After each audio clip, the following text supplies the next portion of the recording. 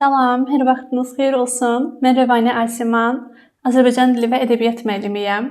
Azərbaycan dilini daha yaxşı öyrənmək istəyən şəxslər üçün video dərslər hazırlayıram. Yəni YouTube sinifimə xoş gəlmisiniz. Bu dərsimizdə istəyirəm saytlar və ahəng qanunu haqqında danışım. Dərsə başlamadan bir məsələni diqqətinizə çatdırmaq istəyirəm ki, mövzunun asan və ya çətin olmağından asılı olmayaraq, mən hər mövzunu sanki şagird ilk dəfə eşidirmiş kimi, ilk dəfə öyrənirmiş kimi bütün xırdalıqlarına qədər izah eləyirəm. İlk dəfə dinləyəndə bu sizin üçün biraz uzun, sıxıcı və yorucu ola bilər. Lakin bir müddətdən sonra mövzular zehninizdə həkk olunacaq və əminəm ki, bu metodu dəstəkləyəcəksiniz. Belə, əvvəlki dərsimizdə fonetika haqqında ümumi məlumatlardan danışanda sizə saytlar və samitlər haqqında çox qısa məlumat vermişdim. İndi isə istəyirəm saytlar mövzusuna lupa ilə baxaq, daha ətraflı danışaq. Belə, məncə başlaya bilərik. Mən bura qeyd eləyirəm saytlar və samitlər.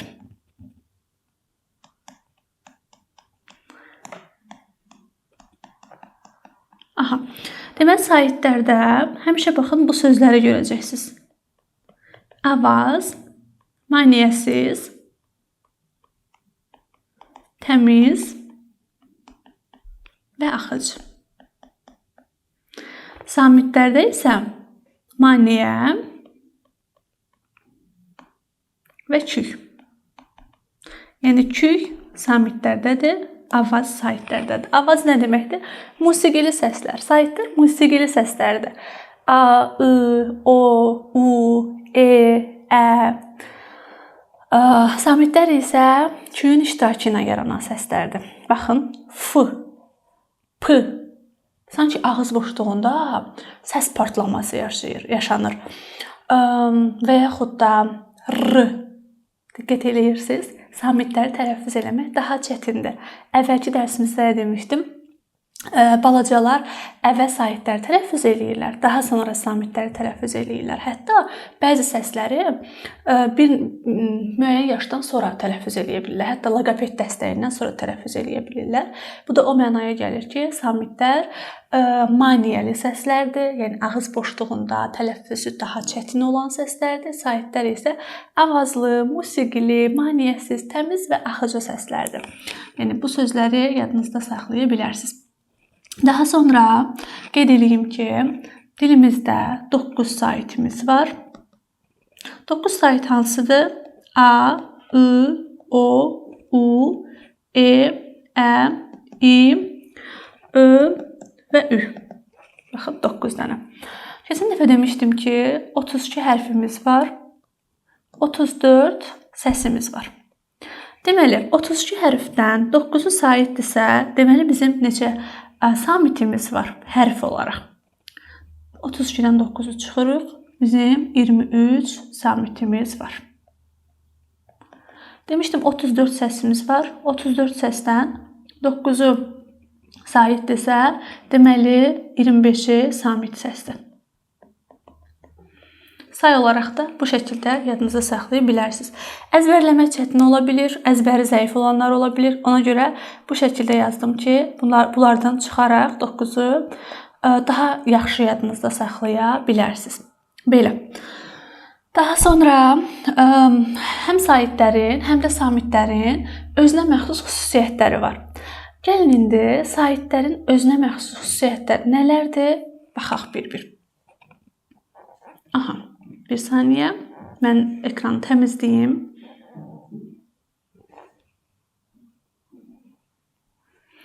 Aha, deməli yazıram saytlərin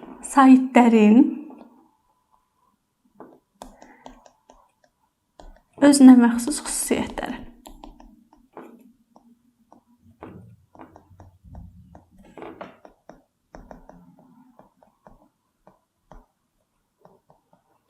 Aha. 3 dənə əsas xüsusiyyəti var. Deməli, birinci qeyd eləyirəm, heca əmələ gətirə bilir. İkinci qeyd eləyirəm, vurğu qəbul edir. Üçüncü isə uzanma. Bu Bu nədir? Bir sözdə neçə sait varsa, həmin sözdə həmin sait qədər heca var. Baxaq, heca sözünə neçə sait var? 2 sait var. Deməli, heca sözü 2 hecalı sözdür. Neçə sait var? 2 sait var. Deməli, vurğu sözü 2 hecalı sözdür. Neçə sait var? 3. Deməli, uzanma sözü 3 hecalı sözdür. Yəni sözdə hecaların sayını müəyyən etmək üçün saitlərin sayına baxacaqsınız. Bura məncə aydındır. Daha sonra vurğu qəbul edən səslərdir. Sözdə vurğu işarəsi hər zaman saitdə göstərilir. Saitin üzərində göstərilir.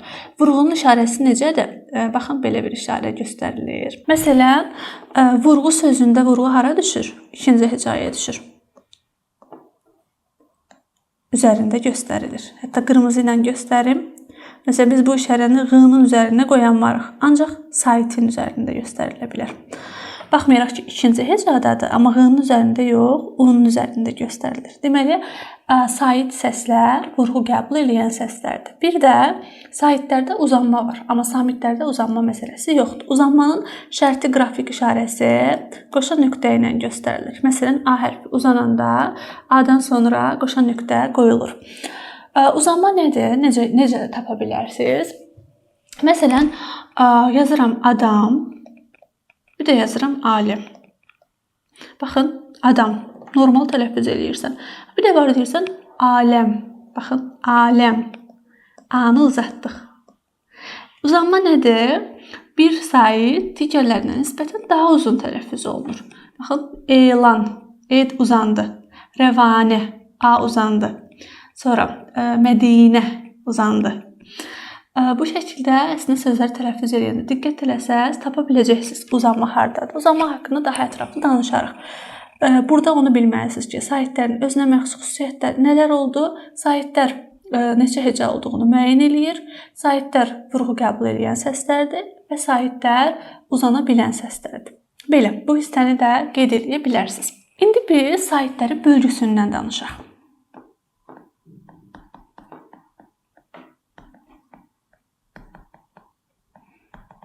Saitlər nəyə əsasən bölünür? Yaranma xüsusiyyətinə görə. Yəni, əmələ gəlmə xüsusiyyətinə görə bölünür. Nələrə bölünür? Hansı növləri var?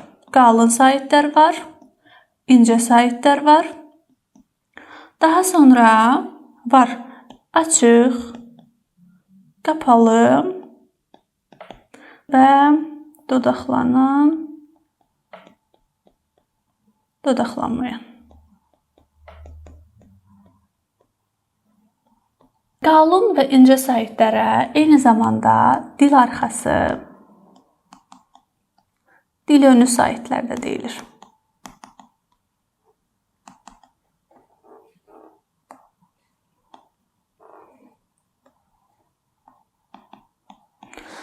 Qalın və incə saitlərə niyə dil arxası, niyə dil önü saitlər də deyilir?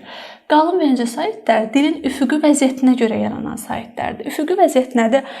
Bu bizim ağız boşluğumuzdursa, dilimiz hansı şəkildədir? Üfüqi vəziyyətdədir. Bax, bu şəkildədir. Bəzi saitlər dilin arxa hissəsində tələffüz olunur, bəzi saitlər isə dilin ön hissəsində tələffüz olunur. Qalın saitlər, baxın, A, I, O, U. A, I, O, U. Baxın, tələffüz edib yoxlayın. Sanki dilin arxasında tələffüz olunur. İncə saitlər isə yerdə qalanlar Ə, E, I, Ö, Ü. Sanki dilin önündə tələffüz olunur. Burada bir dənə E var. O ortada qalıb. Yəni tam bilinmir. Dil arxasıdır, yoxsa dil önüdür. Dilin ortasında tələffüz olunur. Ona görə E səsinə həm də dil ortası deyilir. Buna baxmayaraq incə saitlərin içərisində göstəriləcək E. Belə, necə yadda saxlaya bilərsiniz? Qalın saitləri qalın odun söz birləşməsindəki saitlərini yadda saxlayın. Baxın, A, I, O, U. Yerdə qalanlar isə incə saitlərdir. Biz elə qalın, incə saitlərdən danışmışkən, mən ahəng qanunu haqqında da məlumat verim sizə. Ahəng qanunu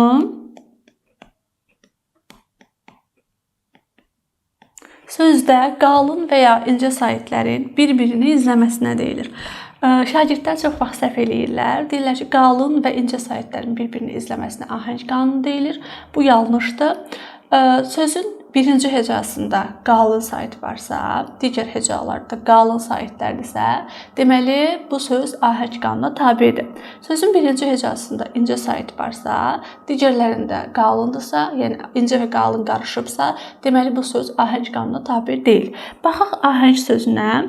Qalındır A, ə isə incədir. Deməli ahəng sözü ahəng qanununa tabe deyil. Qanunu sözünə baxaq. A qalındır, U qalındır, U qalındır. Deməli qanunu sözü ahəng qanununa tabedir. Ahəng qanunun nə olduğunu bildik. Sözdə qalın sait varsa, növbətlərində qalın olmağı, incə sait varsa, növbətlərində incə olmağı. Ahəng qanunu haqqında nələri bilməliyik? Ahəng qanunu ancaq Azərbaycan dilinə aid deyil, ümumi türk dillərinin qanunudur. Burada bunu yadda saxlayın. Həm də ahəng qanununa türk dillərinin dəmir qanunu deyilir. Yəni dəyişməyən qanunu. Və ahəng qanunu kök və şəkilçi arasında möhkəm olur. Testi qayda şəklində yazıb çaşdıra bilərlər sizi. Yaza bilərlər ki, məsələn, kök və şəkilçi arasında ahəng qanunu zəif olur. Bu yanlışdır, möhkəm olur. Bu da nə deməkdir? Məsələn, yazıram palıtlar. Baxın, A, I, A. Ahəng qanununa tabe oldu. Yəni, palıt sözündə qalın saitlər var idi. Şəkilçi artırıldı. Şəkilçi lar artırıldı, lər artırılmadı. Sabit oldu. Yəni, ahəng qanununa tabe oldu. Meşələr. Meşə sözündə incə saitlər var idi. Ona görə ona uyğun şəkilçi götürüldü. Necə oldu?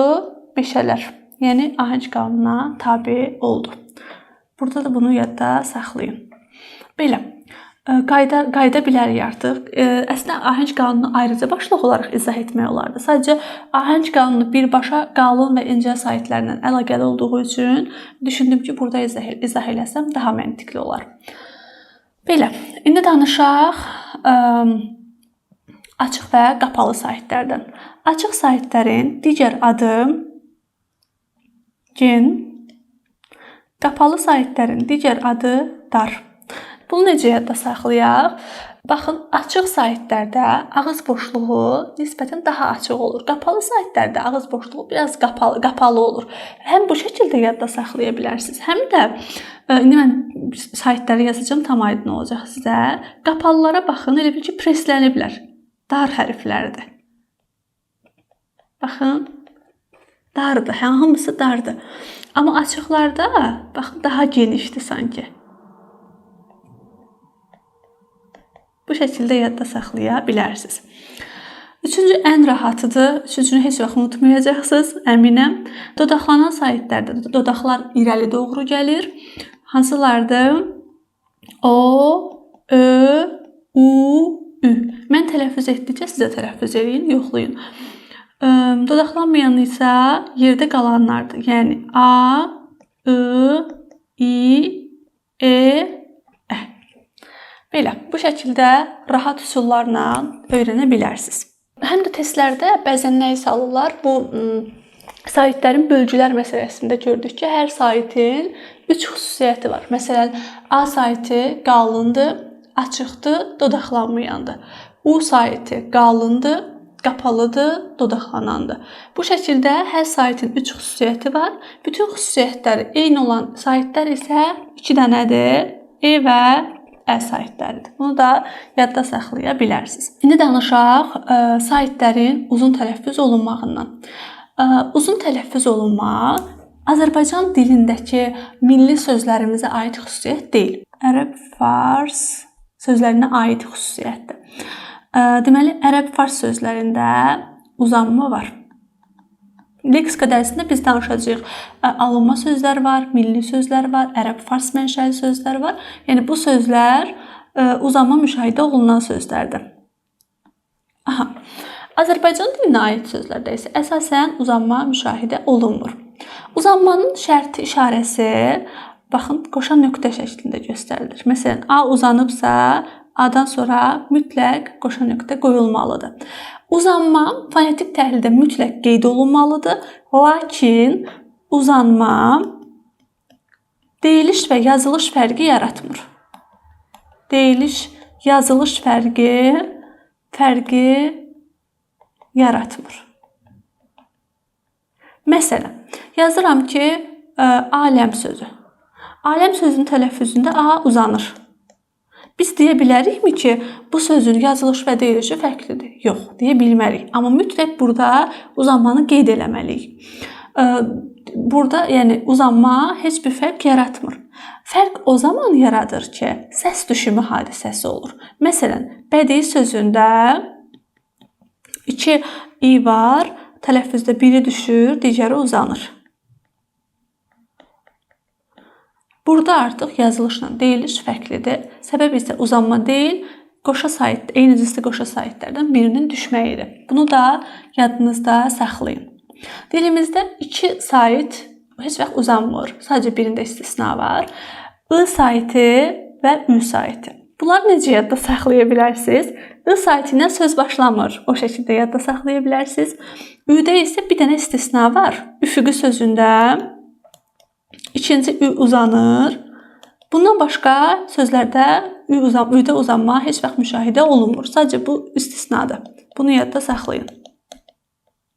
Aha. Daha sonra uzanma varsa, əsasən vurğu başqa hecada olur. Yəni uzanma ilə üstə düşmür. Sadəcə istisnalar var. İstisnaları da necə yadda saxlaya bilərsiniz? Burada elə belə deyim də kodlaşdırmışam. D hərfi ilə başlayanlar var, B ilə başlayanlar var. Bir də sonra və yəni sözləri var. Daxilən, daim, daima. Ondan sonra bəzi, bəli, sonra yəni. Baxın, birinci hecadakı saitlər həm uzanır, həm də vurğu onun üzərinə düşür. Baxın, daxilən, daim, daima, bəzi, bəli, sonra, yəni. Bu sözləri də bu şəkildə yadda saxlaya bilərsiniz. 3D, 2, bəzi, burada birini unutdum, bəzən də var. 3B, sonra yəni. Baxın, bu şəkildə yadda saxlaya bilərsiniz.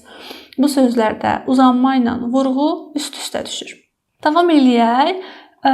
Qoşa saitli sözlərdən. Qoşa saitli sözlər nələrdir? Qoşa saitli sözlər, sözdə 2 eyni və yaxud müxtəlif saitlərin yanaşı işlənməsidir. Eyni sait qoşalığı əsasən sözün ortasında və sözün sonunda olur. Müxtəlif cinsli sait qoşalığı isə sözün həm əvvəlində, həm ortasında, həm də sonunda işlənə bilir. Necə yadda saxlaya bilərsiniz? Məntiqlə yadda saxlaya bilərsiniz. Məsələn, ailə sözündə A və I yanaşı işlənib, yəni müxtəlif cinslidir, əvvəldə gəlib. Və yaxud da radio sözündə sonda I, O, sonda gəlib, müxtəlifdir. Əsasən biz görmüşük ki, müxtəlif sait qoşalığı əvvəldə də ola bilir, ortada da ola bilir, sonda da ola bilir. Nümunələr var. Amma sözün əvvəlində yəni çox görünməyən bir şeydir, 2 eyni saitin yanaşı gəlməsi. Bu şəkildə yadda saxlaya bilərsiniz. Hər şeyi əzbərləməyə ehtiyac yoxdur. Məntiqlə yadda saxlayın. Nələrsə əlaqələndirərək yadda saxlaya bilərsiniz. Əzbərləsəniz, əzbərlə öyrənmək olmur. Mən ona inanıram. Belə. Eyni cinsli sait qoşalığında, dostlar, nə yadda saxlamalısınız? Tələffüz necə olur? Eyni cinsli sait qoşalığında, mən ekranı silim. Aha. Deməli, eyni cinsli sait qoşalığında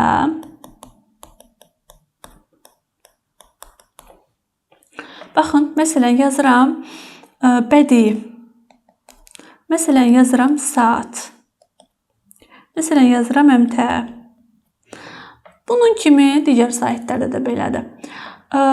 Qoşa saitlərdən biri düşür, digəri uzun tələffüz olunur.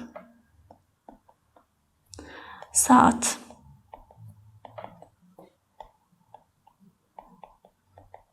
Bu şəkildə. Sadəcə qoşa o'larda fərq var. Onu da orfoepi normalarında izah edəcəm sizə. Bəzən 2o 2a'ya çevrilə bilir. Bəzən o sadəcə o biri düşür, o biri uzanır. Onu orfoepi normalarında izah edəcəm. Bunu istisna hal kimi yadınızda saxlaya bilərsiniz. Amma əsasən qoşa saitlərdən biri düşür, digəri uzun tələffüz olunur. Müxtəlif cinslidə isə biraz vəziyyət qarışıqdır və yeni qaydalar ümumiyyətlə beyinləri qarışdırıb. Mən yeni qaydalarla izah eləmək istəyirəm. Necə yadda saxlayacaqsınız? Baxın dostlar. Sözlər yazacağam. Sözlərlə yadınızda saxlayacaqsınız. A, I, Ə, I, Ə, İ, O, İ, A. Sadəcə 2 hərf kimi yadda saxlamaq çox çətindir. Ona görə mənim tövsiyəm, baxın, bu şəkildə yadda saxlayın. Sözlərlə. Sözlərin tərkibində yadınızda saxlayın. Və yaxud da qarşısından yazın bunun.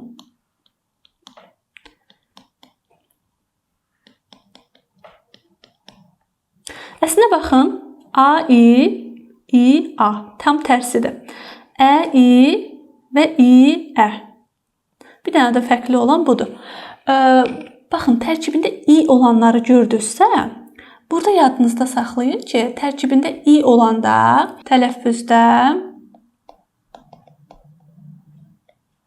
Y əlavə olunur. Bunu yadınızda saxlayın. Baxın, tələffüzünə gəlin, baxaq.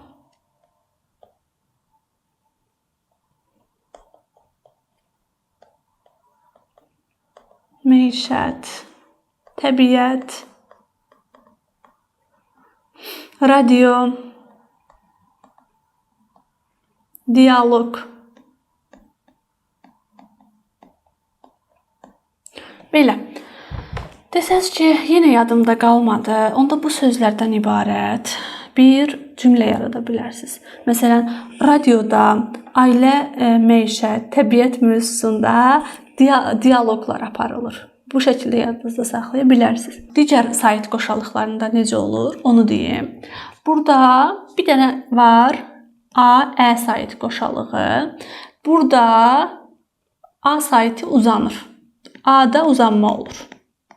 Necə yadda saxlaya bilərsiniz? Şücaət sözünə baxın. Şücaət. Baxın, şücaət yazsalar səhvdir. Qənaət. Daha sonra bəraət.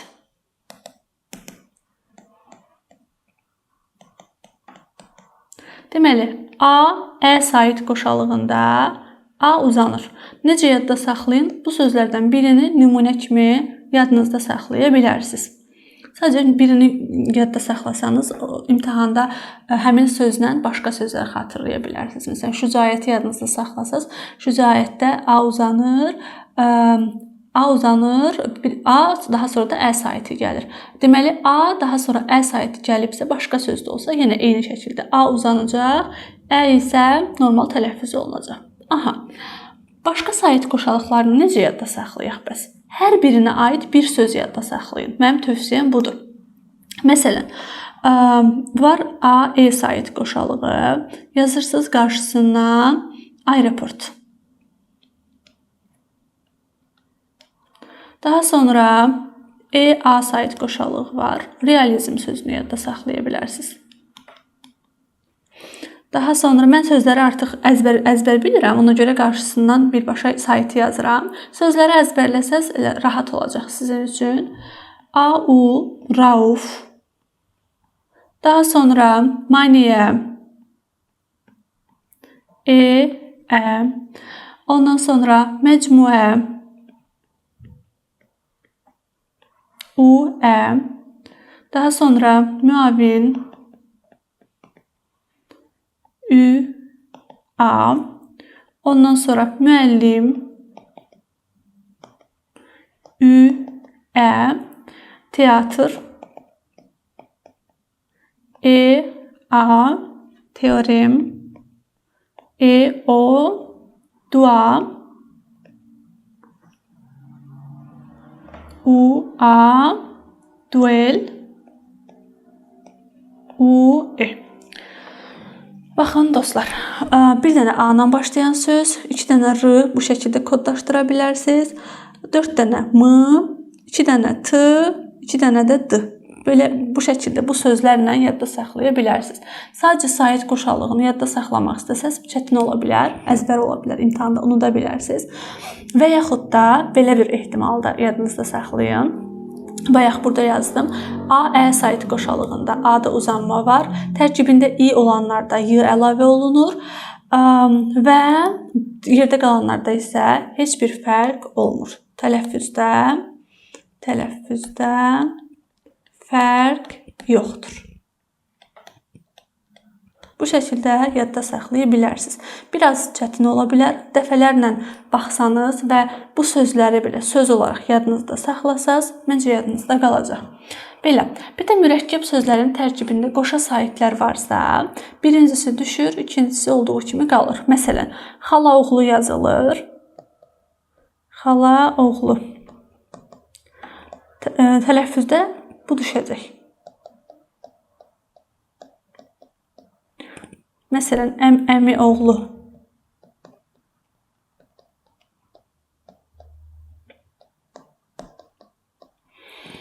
Və yaxud da ürəyi açıq ola bilər.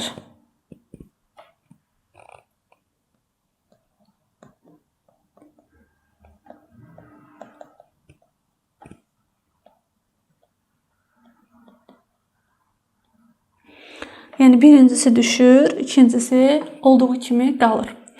Mürəkkəb sözlərin tərkibindəki qoşa saitlər də belə olur. Belə, məncə saitlərin tələffüzü haqqında bu qədər. Son qaydalar biraz beyninizi qarışdıra bilər. Amma mən dediyim şəkildə qaydalarla yadınızda saxlasaz, kodlaşdıraraq yadınızda saxlasaz, heç bir problem yaşamayacaqsınız testlərdə. Düşünürəm ki, artıq saitlərlə bağlı ən önəmli, ən lazımlı məsələləri izah elədim. Hər hansı bir sualınız olarsa, hər hansı bir şərhiniz olarsa, rəylər bölməsində yaza bilərsiniz.